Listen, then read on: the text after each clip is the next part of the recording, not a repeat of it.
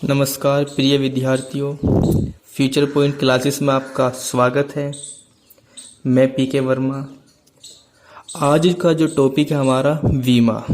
हमने chapter start किया है 11वीं क्लास की फिजिक्स का चैप्टर नंबर 2 मात्रक एवं मापन। एनसीईआरटी बेस पर हम तुम्हें पढ़ा रहे हैं। तो ये जो वीडियो है ये वीडियो का पार्ट 3 है। पार्ट 3। अगर आपने इससे पहले वीडियो नहीं देखी तो प्लीज़ इससे पहले पार्ट 1 पार्ट 2 की वीडियो देखना, जो इस वीडियो की लिंक इस वीडियो के डिस्क्रिप्शन में मिल जाएगी। तो देरी नहीं करते भाई, हम स्टार्ट करते हैं। आज का जो टॉपिक है, आज का टॉपिक है हमारा वीमा। तो स्टूडेंट्स, वीमा किसे कहते हैं? तो किसी भौतिक राशि के मात्रकों को व्यक्त करने के लिए मूल मात्रकों पर जो घातें चढ़ाई जाती हैं उन्हें वीमा कहते हैं। और वीमा को जो होता है इसे बड़े कोष्टक मतलब जो बड़ा वाला ब्रैकेट होता है, बिग ब्रैकेट में लिखकर प्रदर्शित करते हैं। तो स्टूडेंट्स देखो, भौतिक राशि, तो जो भौतिक राशि होगी वह राशि जिसका मापन किया जा सके। और मापन करने के लिए हमें किसकी जरूरत पड़ेगी? एक मानक की जरूरत पड़ेगी। उन मानक को हम क्या कहते हैं? मात्रक। और देखो, हमने फिर पढ़ा था कि भौतिक राशि बहुत सारी है, लगभग 700 से 800 मैंने भौतिक राशि बताई थी। फिर हमने मूल राशि बताई थी जो वे मुख्य राशि थी। तो उनके मात्रकों से ही क्या बन रहे थे? भौतिक राशियों के मात्रक बन रहे थे।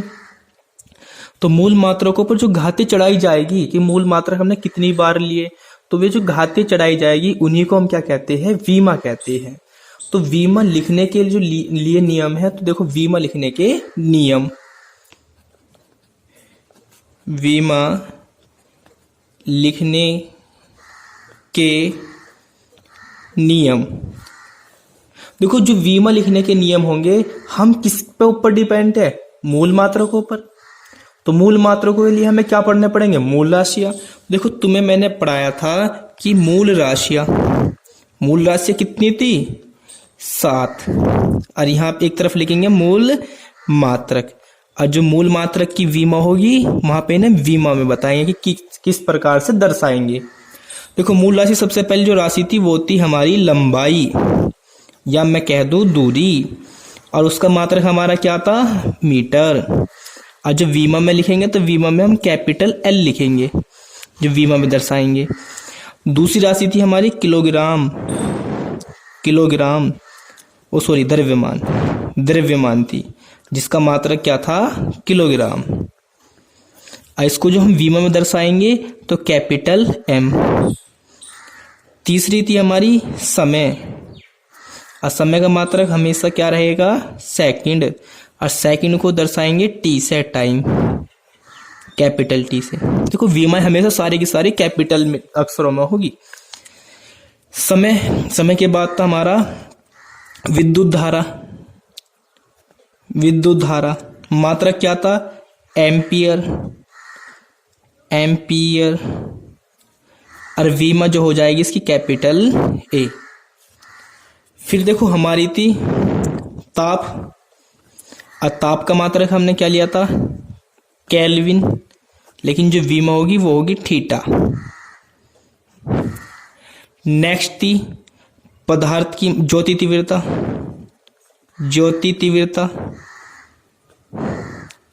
और इसकी जो वीमा थी क्या थी? वो मात्रक क्या था? कैंडिला। तो सीडी ही रखते हैं ऐसे। और मतलब इनकी जो है ना, इनकी वीमा नहीं लिखते हम। बस आगे बस हमें जो ज्यादातर जो बात करनी है, हमें 1 2 3 4 5 राशियों से ही ज्यादा बात करनी है हमें। तो वीमा लिखने के नियम बताए। अगर देखो, लंबाई होगी तो उसका मात्रक मीटर होता है और वीमा हो जाएगी कैपिटल एल। अगर कोई द्रव्यमान है तो उसकी वीमा लिखेंगे हम कैपिटल एम। समय है तो समय की वीमा लिखेंगे कैपिटल टी। विद्युत धारा है या एम्पियर है तो उसकी वीमा लिखेंगे कैपिटल ए।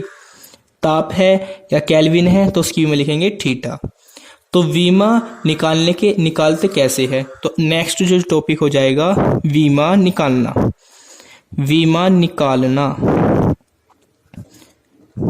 देखो स्टूडेंट्स, मैंने बताया था जो विमा होती है क्या होती है कि भौतिक राशियों पे जो भौतिक राशियों के मात्रकों पर जो घातें चढ़ाई जाती है, उनके मूल मात्रकों पर जो घातें चढ़ाई जाती है उन्हें ही विमा कहते हैं। तो देखो मूल मात्रकों पर जैसे मैंने बात करी क्षेत्रफल की। क्षेत्रफल, तो देखो क्षेत्रफल तुमने पढ़ रखा, सूत्र क्या होता है क्षेत्रफल का? लंबाई गुना चौड़ाई। अगर हम इसकी विमा की बात करूं तो देखो विमा कैसे निकाल लेंगे? देखो लंबाई, तो लंबाई की विमा अभी हमने पढ़ी थी, क्या हो जाएगी? कैपिटल एल, तो कैपिटल एल। फिर इनटू चौड़ाई, देखो चौड़ाई भी तो क्या होती है? दूरी, और दूरी की विमा क्या हो जाएगी? Capital L. तो देखो एक एल रहा, तो गुना करने पर घातें क्या हो जाती है? जुड़ जाती है, तो क्या हो जाएगा? एल स्क्वायर, और विमा काय में लिखेंगे? बड़े ब्रैकेट में। तो ये आ गई क्षेत्रफल की विमा। ऐसी हम किसी भी राशि की, जैसे आयतन हुआ, घनत्व हुआ, किसी भी राशि की हम विमा निकाल सकते हैं। जैसे नेक्स्ट निकाल कर दिखाएंगे हम आपको, जैसे आयतन की विमा निकालना सिखाएंगे हम आपको। अब आयतन, तो देखो आयतन का फॉर्मूला पता होना चाहिए। तो आयतन की विमा निकालने से पहले हमें पता लगना चाहिए आयतन का फॉर्मूला। तो आयतन का फॉर्मूला क्या होता है? लंबाई गुना चौड़ाई गुना आयतन। अब देखो आयतन की विमा हमें निकालनी है, आयतन की विमा। आयतन की विमा देखो कैसे निकालेंगे? लंबाई का मात्रक क्या होता है? वो लंबाई की विमा क्या होती है? Capital L. चौड़ाई है, चौड़ाई भी तो दूरी होती है, और दूरी की विमा कैपिटल एल। सॉरी, ये जो आयतन था ये ऊंचाई, लंबाई चौड़ाई गुना ऊंचाई होती है। सॉरी, देखो थोड़ी सी मिस्टेक हो जाती है वीडियो बनाते दफे, क्योंकि मैं भी इतना बेस्ट नहीं हूँ, यूट्यूबर नहीं हूँ कि वीडियो बना सकता हूँ, कोशिश कर रहा हूँ बस। तो देखो आयतन का जो फॉर्मूला होता है वो होता है लंबाई गुना चौड़ाई गुना ऊंचाई। तो लंबाई की विमा एल, चौड़ाई की विमा एल, और ऊंचाई भी तो देखो क्या होती है? दूरी। तो उसकी विमा भी क्या रहेगी? एल रहेगी। देखो एक एल ये रहा, तो कितने एल हो गए? L3, एल की पावर 3। तो इसे हम ऐसे ना बोलेंगे एल की पावर 3, हम बोलेंगे खाली आयतन की विमा L3। यहां से हम समझ जाते हैं। जैसे देखो मैं विमा निकालना चाहता हूं किसकी? वेग की विमा। तो देखो वेग की विमा क्या होगी? देखो वेग की विमा निकालेंगे तो देखो पहले हमें पता लगना चाहिए वेग का फॉर्मूला। तो वेग बराबर क्या होता है? विस्थापन बटे समयांतराल। तो देखो अगर मैं बात करूं वेग की विमा, अब देखो विस्थापन क्या होती है? वस्तु की प्रारंभिक और अंतिम स्थिति के बीच की दूरी को विस्थापन कहते हैं। देखो दूरी आगी नहीं आगी, तो दूरी की विमा क्या होती है? Capital L. समय की विमा कैपिटल टी। तो देखो विमा को हम लिखेंगे, सभी विमा को एक साथ लिखते हैं। देखो एल, तो पहले क्या आएगा? एल। देखो टी, यहाँ पे टी की पावर कितनी है? 1। जब ऊपर लेके जाएंगे तो काय की हो जाएगी? -1। तो वेग की विमा क्या होगी? LT-1। देखो फिर किसकी निकालते हैं? त्वरण की विमा निकालते हैं, त्वरण की। तो देखो तुमने त्वरण का फॉर्मूला पढ़ रखा, त्वरण बराबर क्या होता है? वेग परिवर्तन बटे समयांतराल।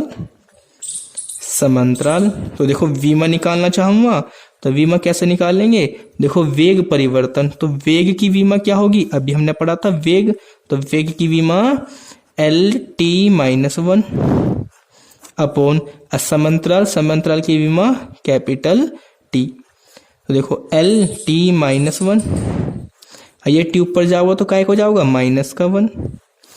तो देखो देखो -1, तो जब इन्हें जोड़ेंगे -1 कितने हो जाओगे? T-2। तो वीमा क्या बन गई, Lt-2।